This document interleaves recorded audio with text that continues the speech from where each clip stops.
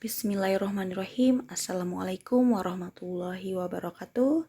Selamat pagi anak-anak ibu semuanya, abang dan kakak di SMP IT Ulil Aba Pematang Siantar. Nah, layanan bimbingan konseling pada pagi hari ini yakni mengenai lanjutan cara kerja otak kiri dan otak kanan. Apa perbedaan fungsi otak kanan dan otak kiri? Otak kanan dan otak kiri berpengaruh pada keseluruhan kemampuan individu untuk berpikir dan bertindak secara terarah, serta mengolah dan menguasai lingkungan secara efektif. Nah, selanjutnya Ibu akan menjelaskan mengenai perbedaan otak kiri dan otak kanan. Yang pertama, otak kiri. A. Logika. Otak kiri berhubungan dengan kemampuan untuk berpikir secara logis, nyata, dan bersifat umum. Contohnya, matahari terbit dari sebelah timur.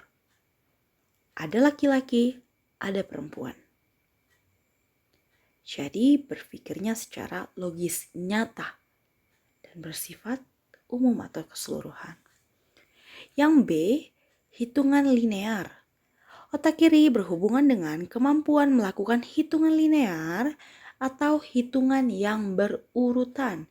Contohnya 2, 4, 6, 8. Maka dua bilangan berikutnya adalah 10 dan 12. Dalam hitungan ini bilangan ditambah secara linear dari bilangan sebelumnya. Selanjutnya yang ketiga, fungsi otak kiri adalah sebagai urutan bahasa.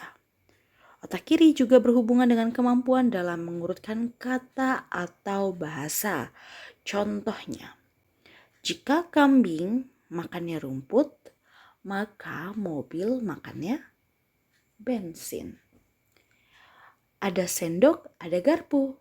Maka kalau ada amplop, harus ada perangko. Nah, seperti itu ya anak-anak ibu ya. Logika, hitung linear, dan urutan bahasa. Selanjutnya, otak kanan. Otak kanan lebih kepada A, ritme. Otak kanan berhubungan dengan ritme atau irama. Contohnya, setiap arrange pasti berusaha membuat arrangement musik yang berbeda dengan arrangement musik orang lain. Karena jika mereka membuat aransemen musik yang sama, mereka akan dikatakan plagiat. Adanya keharusan membuat aransemen yang berbeda ini akan memacu mereka untuk membuat irama yang berbeda dalam musiknya.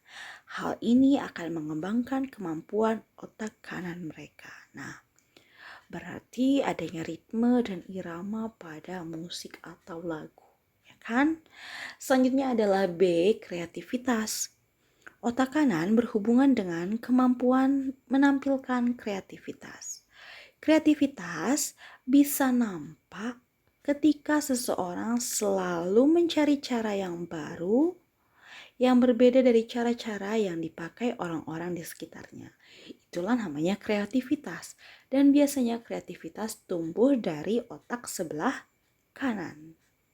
Oke anak-anak ibu, selanjutnya adalah C, imajinasi. Imajinasi adalah daya khayal. Bisa nampak ketika seseorang menciptakan sesuatu yang baru yang belum pernah ada sebelumnya. Tetapi bisa juga mengubah karya yang ada dimodifikasi menjadi karya yang baru. Nah, fungsi otak kanan lebih kepada imajinasi ya. Selanjutnya D, dimensi. Dimensi adalah kemampuan pandang ruang. Orang yang biasa bekerja di bidang yang berhubungan dengan dimensi seperti arsitek, desain interior, perkembangan otak kanannya akan bagus ya.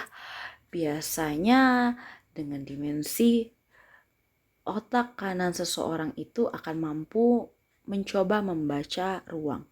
Ya, selanjutnya yang E adalah holistik. Holistik adalah berpikir secara menyeluruh. Artinya setiap orang yang memiliki kemampuan berpikir holistik, maka ia akan melihat setiap pekerjaan dan persoalan secara menyeluruh. Contohnya, ketika seorang ibu ingin membuat sate ayam, ia menyuruh putrinya berbelanja keperluannya ke pasar. Jika putrinya membeli daging ayam saja, maka otak kirinya masih dominan. Tetapi, jika ia membeli daging ayam, tusuk sate, kecap, arang, dan keperluan lain untuk membuat sate ayam, maka ia akan berpikir secara holistik, yang berarti otak kanannya sudah berkembang, menyimbangi otak kiri. Oke, anak-anak ibu paham sampai di sini? Oke. Nah, bagaimana mengembangkan otak kanan dan otak kiri? Banyak cara yang bisa kita lakukan untuk mengembangkan otak kanan dan otak kiri kita. Di antaranya yang pertama yaitu dengan tes. Misal, tes bakat atau tes kepribadian yang soal-soal tesnya sangat variatif. Yang kedua, menggunakan game-game yang bisa meningkatkan kemampuan otak kanan dan otak kiri. Baik game melalui media elektronik maupun game tanpa media yang langsung bisa dimainkan bersama-sama. Selanjutnya yang terakhir adalah dengan melatih saraf atau senam otak. Nah, oke anak-anak ibu semuanya, maka sudah sangat terlihat jelas adanya perbedaan otak kiri dan otak kanan. Maka anak-anak ibu semuanya sudah bisa menilai kira-kira aku dominan di otak kiri atau aku dominan di otak kanan ya sebenarnya. Atau malah otak kanan dan otak kiriku seimbang. Nah, ayo kira-kira anak-anak ibu semua berada di menggunakan bagian otak yang dominan di sebelah mana? Otak kanan kah atau otak kiri kah? Oke anak-anak ibu, mungkin pelajaran kita mengenai otak kiri dan otak kanan pada diri manusia sampai di sini saja. Semoga anak-anak ibu bisa mengembangkan masing-masing dari fungsi otaknya.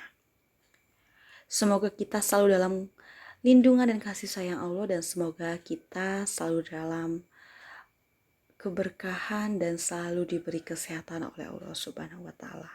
Akhir kalam, Assalamualaikum warahmatullahi wabarakatuh.